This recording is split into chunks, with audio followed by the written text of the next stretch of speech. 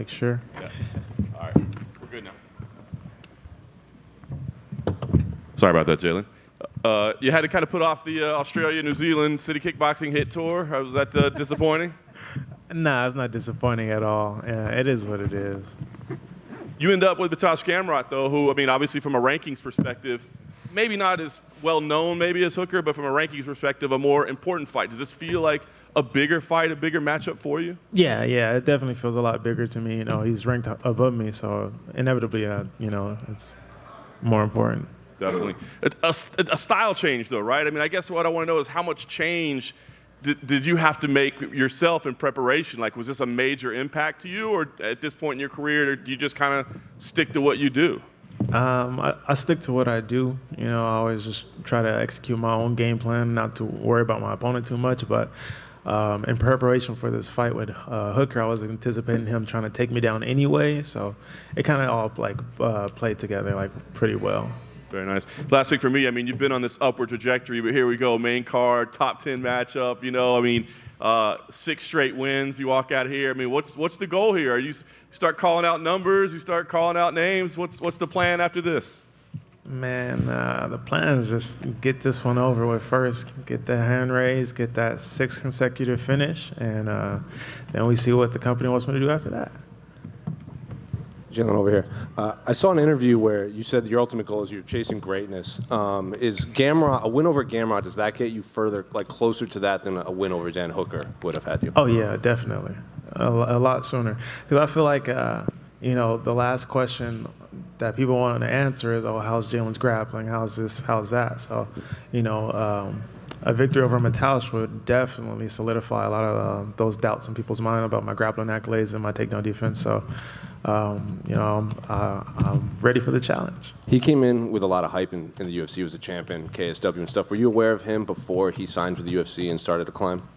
No.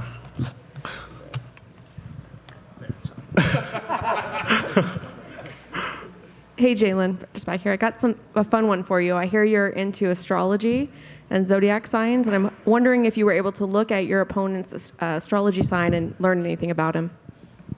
Nah, I don't look at zodiac signs for opponents. Maybe you should. You're into zodiac signs, correct? Yeah, I am, but not for opponents. I mean, mainly for like compatibility with friends and family, maybe like relationship stuff, but that's it.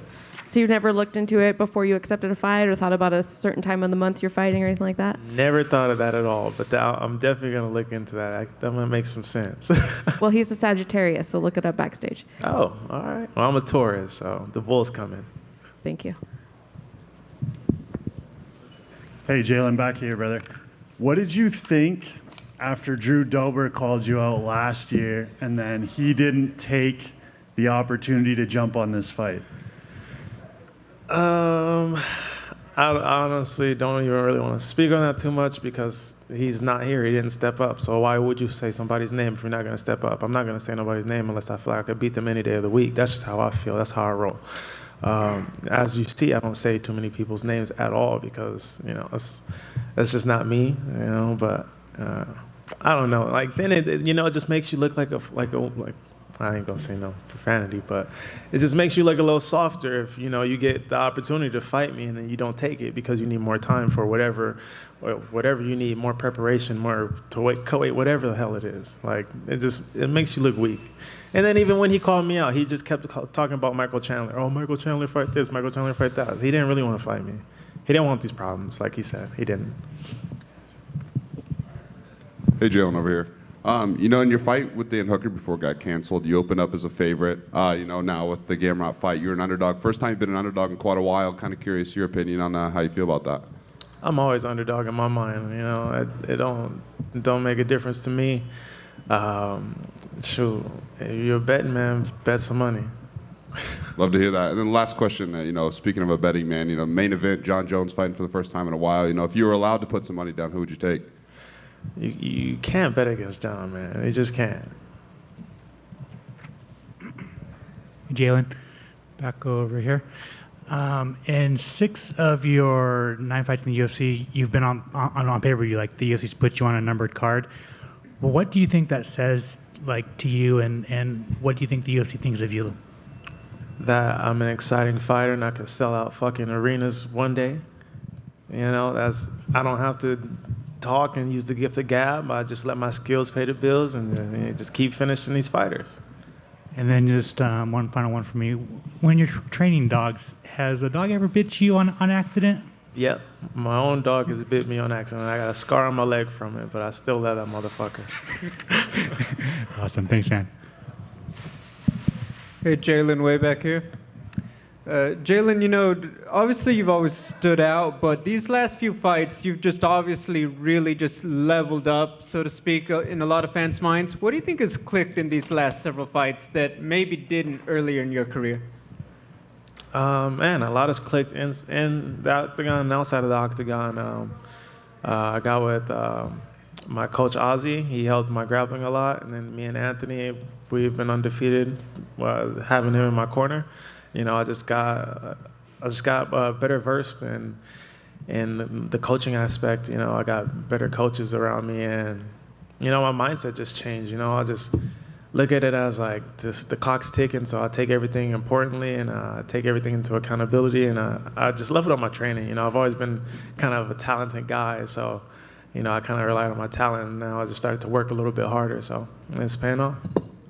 I know obviously you talked about this is a bigger fight. Just looking at the division and the fact that you didn't get to fight Dan Hooker, was part of you wanting Volkanovski to win? That way you could kind of complete that circuit of the Australian fighters at lightweight? Man, you know what? Like, I ain't got nothing against the Australians. Like, none of those dudes. Like, it just was what it was. Like, they kept stepping up to fight me. I kept stepping up to fight them. And honestly, like, the main reason why I called out Dan is because I wanted to fight on the Perth card. I wanted to go back to Australia. But, you know, it is what it is. Thank you. That's it. All done? Yeah, Jel. One last question about the main event. What is your opinion about Jones and Gane? Who is your favorite? I like both the guys. I trained with John a long time ago when I was an amateur, so you know I know him personally. Gane is a good guy. You know, I'm really excited to see him showcase his skills too. But you know, I'm not gonna go against John. You know, it is what it is.